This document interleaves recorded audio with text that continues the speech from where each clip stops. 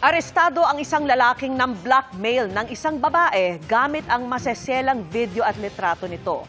Nakuha umano ng suspect ang mga ito mula sa post ng ex-boyfriend ng biktima sa isang chat group.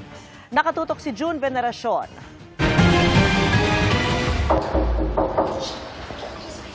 Sa halip ng hinihintay niyang babae ang makita pagbukas ng pinto, mga tauhan ng PNP Anti-Cybercrime Group ang gumulat sa 18 anyos na lalaking nasa loob ng hotel room sa Iloilo City.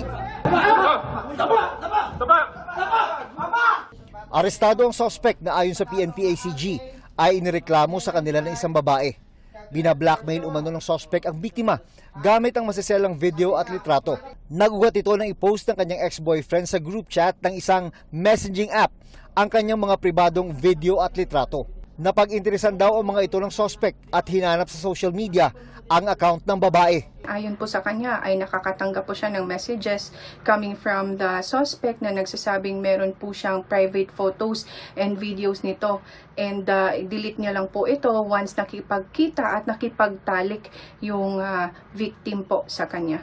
Sinusubukan pa naming makuha ang pahayag ng suspect na nakaharap sa mga reklamong grave coercion at paglabag sa Anti-Photo and Video Voyeurism Act, kaugnay ng Cybercrime Prevention Act.